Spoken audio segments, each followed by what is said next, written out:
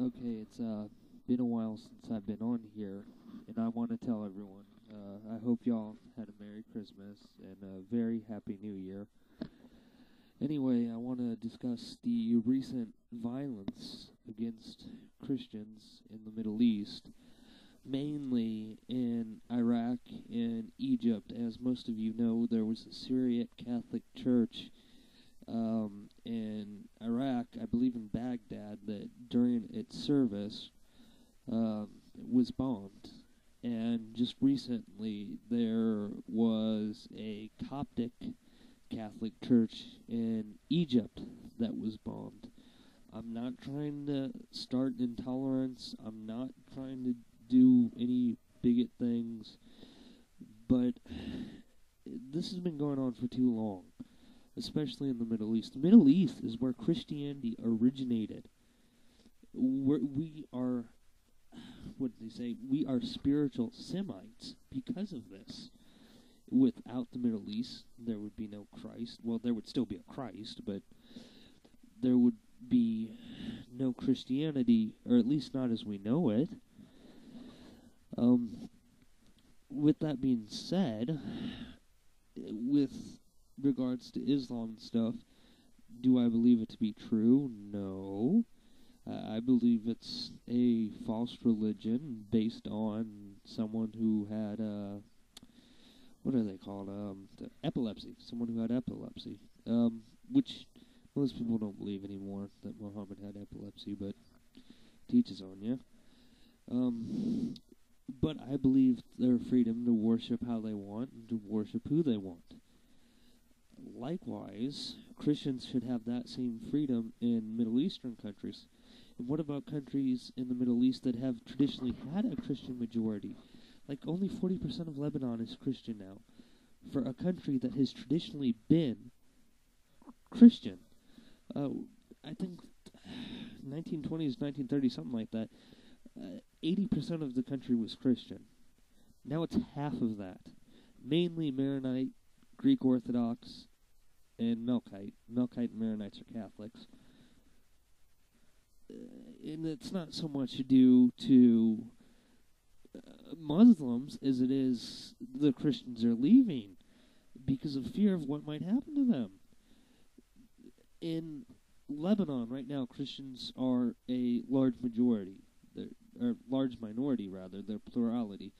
I don't know if there are more Muslims and more Christians, because there are also obviously other religions, but they make up a significant portion, but they're not the majority anymore.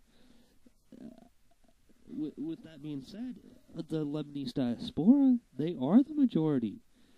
The majority of Lebanese in the diaspora are Maronite Catholic. I mean, Maronites have a rich history. They've never been out of communion with Rome, which is funny because Rome actually didn't know they still existed at one point. But it just amazes me that stuff goes on over there. And I'm here in the United States, and I just wonder, like, what would happen if that was happening to me? I mean, I go to Mass every Sunday. I mean, I know you never know what the future holds, and you never know what it brings. But just going to a church service and bombs exploding and stuff, people being killed, that's not right no matter which end it's on. And it's like so many people want to act like this is a problem.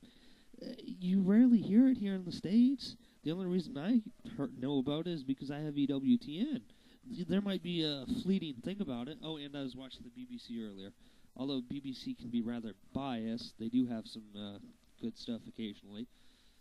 But that's not good.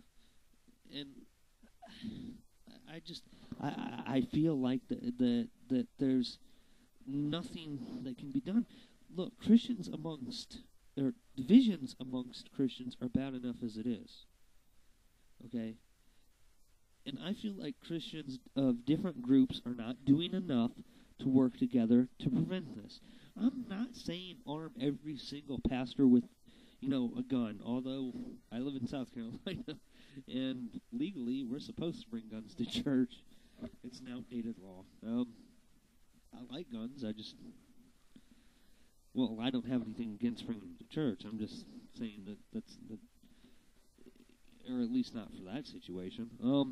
Anyway, what I'm saying is that there needs to be more working done. Yeah, people can sit down in a room and say whatever they want, but it needs to be Christians working with other Christians to solve this problem.